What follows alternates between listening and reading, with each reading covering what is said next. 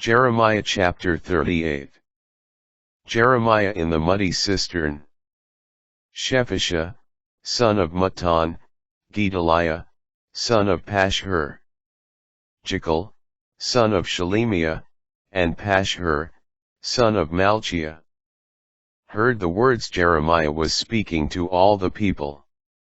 Thus says the Lord: those who remain in the city shall die by means of the sword, starvation, and disease. But those who go out to the Chaldeans shall live. Their lives shall be spared them, as spoils of war, that they may live.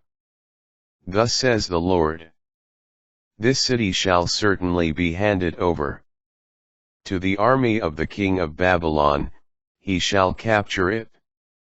Then the princes said to the king, this man ought to be put to death. He is weakening the resolve of the soldiers left in this city and of all the people, by saying such things to them. He is not seeking the welfare of our people, but their ruin. King Zedekiah answered, he is in your hands. For the king could do nothing with them. And so they took Jeremiah, and threw him into the cistern of Prince Malchiah, in the court of the guard, letting him down by rope. There was no water in the cistern, only mud. And Jeremiah sank down into the mud. Now Ebed-melech, an Ethiopian, a court official in the king's house, heard that they had put Jeremiah in the cistern. The king happened to be sitting at the gate of Benjamin. And Ebed-melech went there from the house of the king and said to him, my lord king, these men have done wrong in all their treatment of Jeremiah the prophet, throwing him into the cistern. He will starve to death on the spot, for there is no more bread in the city. Then the king ordered Ebed-melech the Ethiopian, take 3 men with you, and get Jeremiah the prophet out of the cistern before he dies. Ebed-melech took the men with him, and went first to the linen closet in the house of the king. He took some old, tattered rags, and lowered them by rope to Jeremiah in the cistern. Then he said to Jeremiah, put these old, tattered rags between your armpits and the ropes. Jeremiah did so, and they pulled him up by rope out of the cistern. But Jeremiah remained in the court of the guard.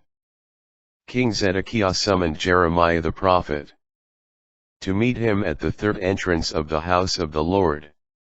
I have a question to ask you, the king said to Jeremiah. Do not hide anything from me. Jeremiah answered Zedekiah, if I tell you anything, will you not have me put to death? If I counsel you, you will not listen to me. But King Zedekiah swore to Jeremiah secretly, as the Lord lives who gave us our lives, I will not kill you, nor will I hand you over to those men who seek your life. Jeremiah then said to Zedekiah, thus says the Lord God of hosts, the God of Israel, if you will only surrender to the princes of Babylon's king, you shall save your life. This city shall not be destroyed by fire, and you and your household shall live. But if you do not surrender to the princes of Babylon's king, this city shall fall into the hand of the Chaldeans, who shall destroy it by fire, and you shall not escape their hand. King Zedekiah said to Jeremiah, I am afraid of the Judahites who have deserted to the Chaldeans. I could be handed over to them, and they will mistreat me. You will not be handed over to them, Jeremiah answered. I beg you, please listen to the voice of the Lord regarding what I tell you, so that it may go well with you, and your life be spared. but if you refuse to surrender, this is what the Lord has shown.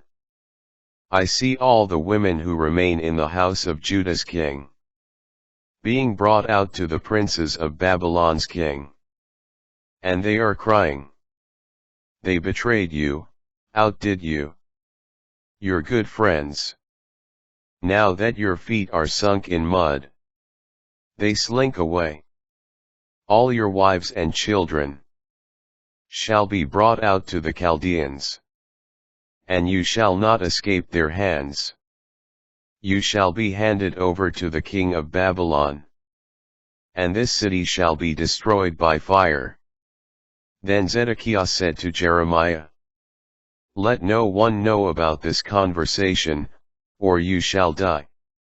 If the princes should hear I spoke with you, and if they should come and ask you, tell us what you said to the king, do not hide it from us, or we will kill you. Or, what did the king say to you? Then give them this answer. I petitioned the king not to send me back to Jonathan's house lest I die there. When all the princes came to Jeremiah and questioned him, he answered them with the very words the king had commanded. They said no more to him, for nothing had been overheard of the conversation. Thus Jeremiah stayed in the court of the guard until the day Jerusalem was taken.